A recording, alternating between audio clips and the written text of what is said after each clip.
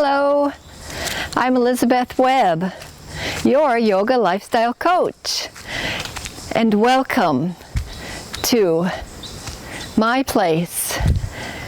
And today we are in balance. Nature, of course, helps us to come into balance. And when we think about wanting to be in balance, there's so many different peace, love, and harmony. How do we find that peace, that love, everything that's around us is in harmony? And how do we attune ourselves to that? Maybe we don't even have to.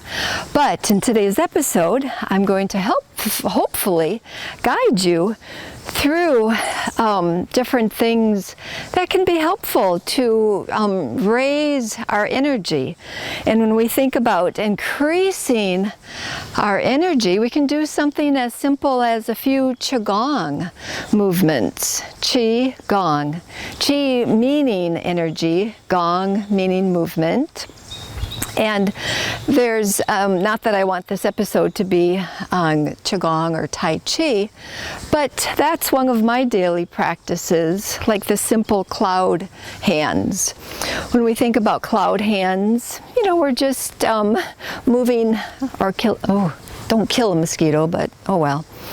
Moving our hands back and forth and just clearing our energy, doing some simple Qigong, or actually going through maybe a whole Tai Chi sequence where we're just maybe moving through a routine of doing some, movement, anything to get the body to move. And this is just a simple little movement that I enjoy, that I feel it just helps me be in balance. So whether you're doing Qigong, an actual Tai Chi set, yoga, which of course, as your yoga lifestyle coach, we'll be talking about doing some yoga today. So, why don't you join me in another section of my yard? All right, so I've got other individuals that come to my place, and I just love doing yoga poses wherever I am, taking advantage of doing the boat pose on my back door porch. Nice solid rock. And the boat pose is something that you can also do with a partner. So let's take a look at one of my previous episodes where I'm doing the boat pose with my friend Hector. Now you bring your feet in whilst keeping contact with your partner. Lift up your chest. Always open up your heart. You're going to start raising one foot, which would be the left one, and then the right one. And as you lock out, you put pressure on your heels. Take a deep breath, and as you breathe out, open up. Nice, and there you go. Beautiful. Well done. There. And if you know the boat pose, here it is again, a little bit more dramatic, with the help of your partner. And now welcome to my front yard. And when we think about balance, and sometimes we think about balancing in various yoga poses, standing on one leg. And of course, yoga offers the ability to do yoga poses mindfully with the awareness of, like this Warrior 3 pose, or like the way I'm doing it, I like to call it jet airplane. So join me and see how your body does standing on one leg. And there's many different poses within yoga that we can do.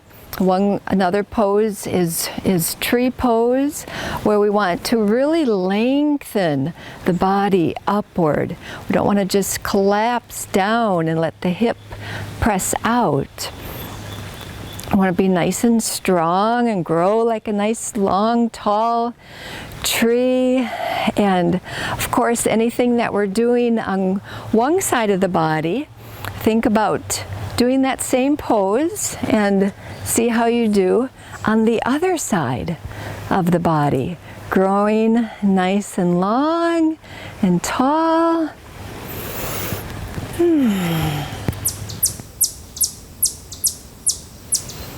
And now welcome to this part of my yard in front of this beautiful scene.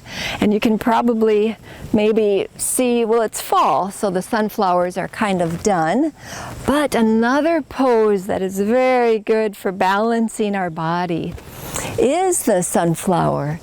And in the sunflower, it's so balancing because we're using our thigh muscles, pressing our hips backward. We're extending, stretching through the arms. And each time we inhale and come up, we're lifting the heart up, pressing the hips back. And this is a wonderful posture, yoga pose. Well, because it has lots of movement, and it keeps us aware of what is it like to be able to be active, but yet in one space. So I'm not moving my feet. I'm just aware of exhaling on the way down, inhaling on the way up. Okay, farm life. You don't have to live on a farm to have a body, spirit, mind, environment that's in balance.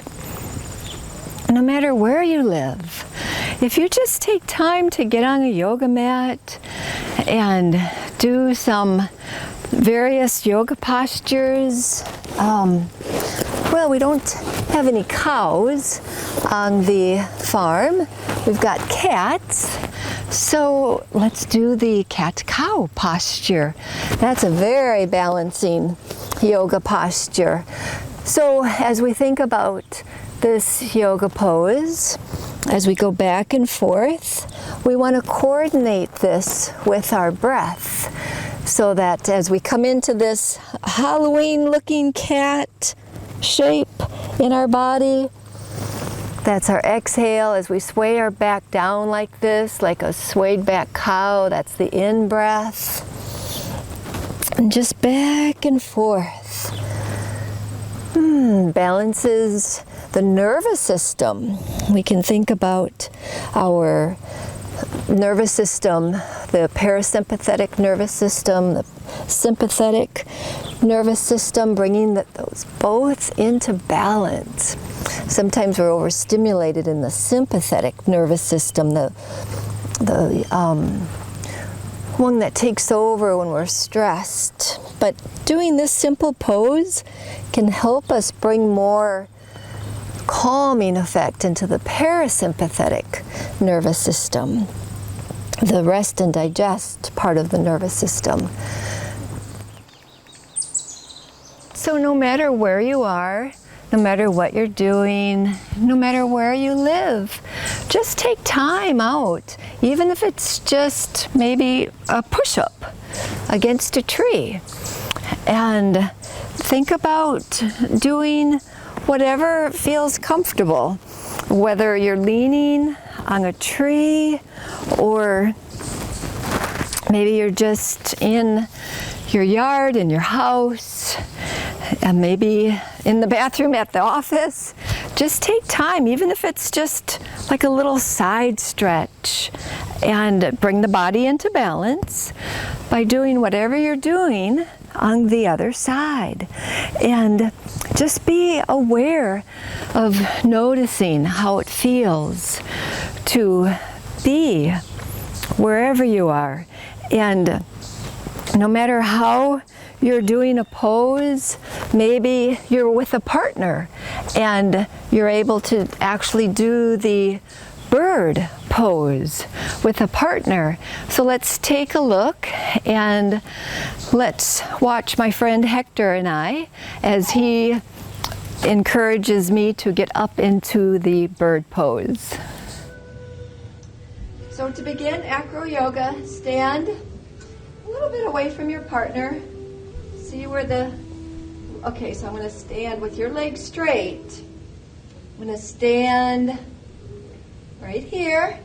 And so in the steeple, we practiced in the partner yoga poses, we practice steeple.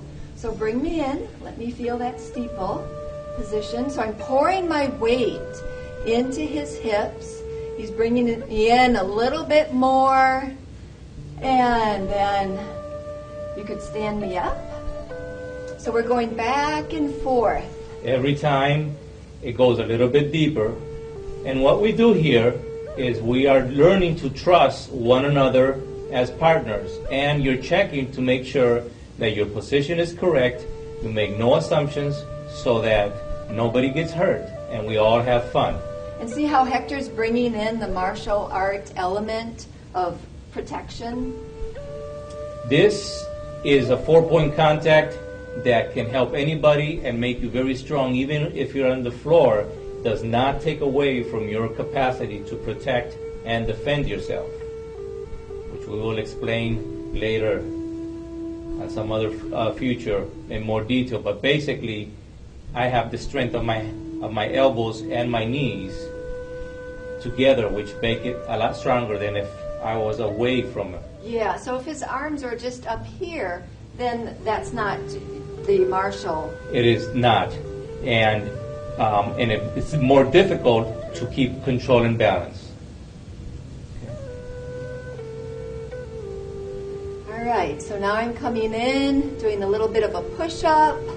He's pressing me back.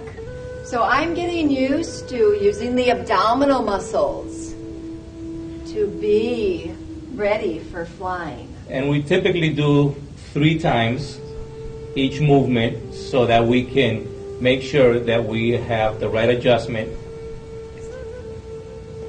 And now I'm ready. I want to fly. So I'm taking my feet and bringing my feet to where his fingers were. And now from here, okay, now we're ready. So I'm close enough now for him to lift me. I wait for my partner to give me the cue once I drop my hands. And the cue is me pouring my weight again into my hips, into his feet. Okay.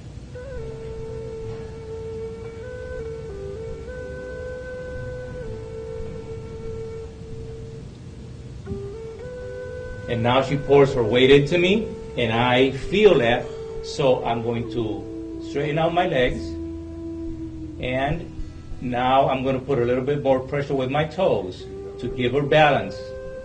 And when she's ready, she is slowly losing contact with my hands, letting me know that she's ready to fly. And there's the flyer. I keep my hands just in case, but I am the ground, and therefore I am grounding her and always keeping in contact. And if I get weirded out for any reason, I can come right back. That's why I don't move my hands from here. I'm waiting for her.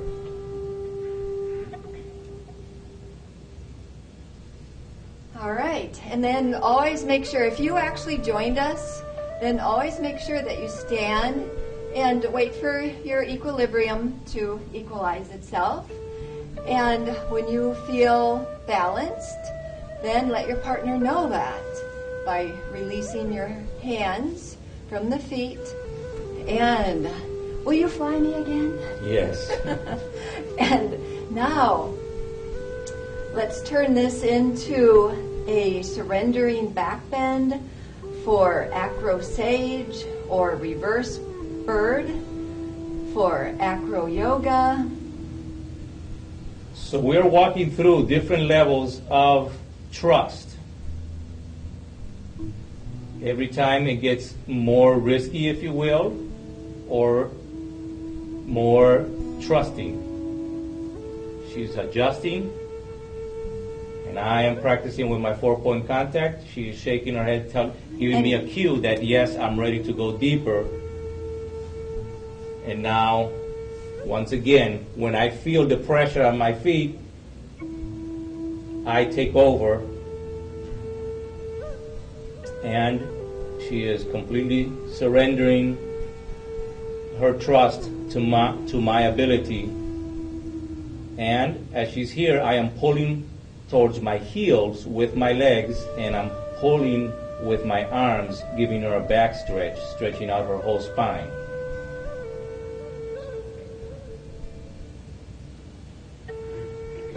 At this point, there's a lot of things that can be done. We can do some massage at the rhomboids. I can turn my hands and have a different point of contact, and also massage a little bit further down the back. I can work on the where the tricep connect with the lat, and eventually, in more advanced movement, you'll learn to balance your partner there. You can do a 1, and you can do a push-pull. As you can see, I am pushing and pulling with my legs, giving her a different sensation of trust. So I'm pulling and stretching her spine all the way through her sacral, and I'm pulling with my hands. And now she moves her hands, and that gives me a cue that she's coming back to where she started, right? So we pause here momentarily while she makes contact, and then I'm going to reposition my hands, slowly bring her down, and make sure that her feet are on the ground before I stand her up, giving her time so that the blood doesn't rush to her head, and I'll wait for her.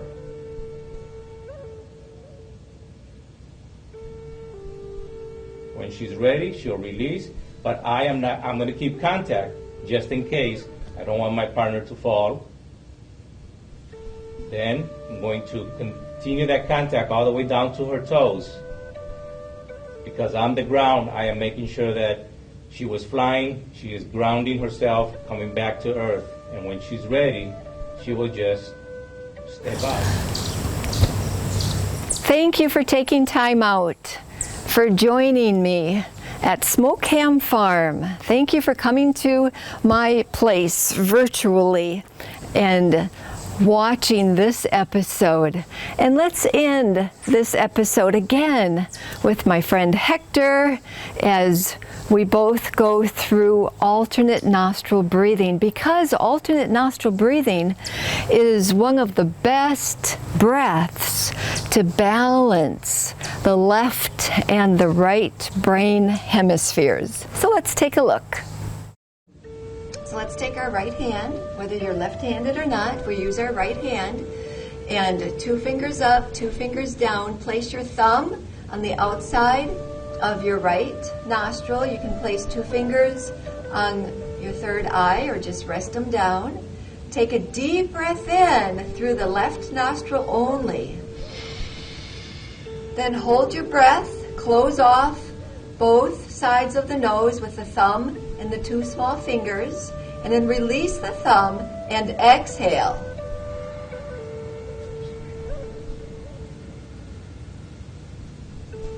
Take a deep breath in, hold your breath,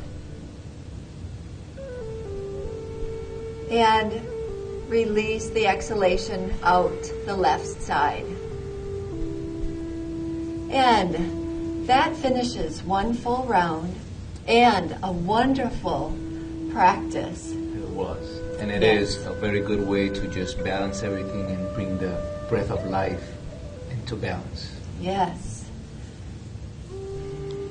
Namaste.